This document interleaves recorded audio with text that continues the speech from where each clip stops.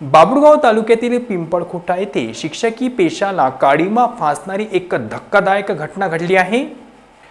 सविस्तर वृत्त असे की बाभुळगाव तालुक्यातील पिंपळखुटा येथील स्थानिक जिल्हा परिषद उच्च प्राथमिक शाळा येथे कार्यरत असलेल्या संजय सहदेवराव घाडीकर या 53 वर्षीय शिक्षकाने आपल्याच शाळेतील महिला शिक्षिकेचा विनयभंग केला।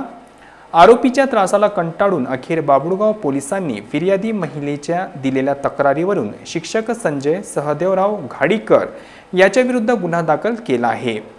बाभुळगाव पोलिसांनी दिलेल्या माहितीवरून जिल्हा परिषद शाळा पिंपळखुटा येथे फिर्यादी महिला मागील 1 वर्षापासून कार्यरत होत्या आणि याच शाळेत आरोपी संजय सहदेवराव घाडीकर हा 1 महिन्यापूर्वीच पिंपळखुटाला लागून असलेल्या कोपरा येथे डेप्युटेशनवर त्याची बदली झाली होती।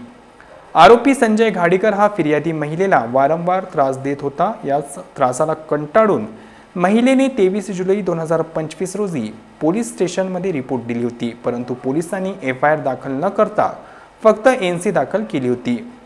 पोलीस स्टेशनमध्ये कंप्लेंट केल्यानंतर आरोपी संजय घाडीकर याच्या स्वभावात बदल होईल असे महिला शिक्षिकेला वाटले, परंतु आरोपी संजय घाडीकर याच्या स्वभावात बदल होण्यापेक्षा हा जास्त त्रास फिर्यादी महिलेला देऊ लागला।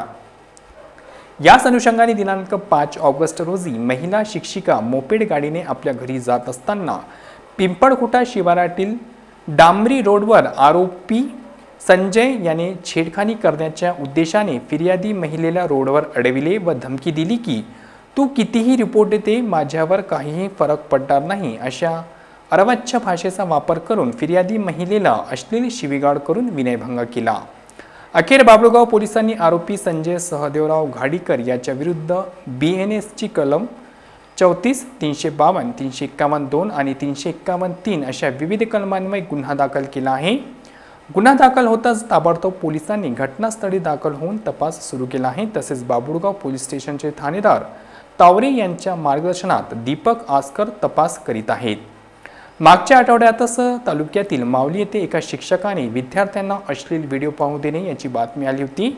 तसेच दुसरा आठवडा निघताच अशी दुसरीही घटना बाभुळगाव तालुक्यात घडली।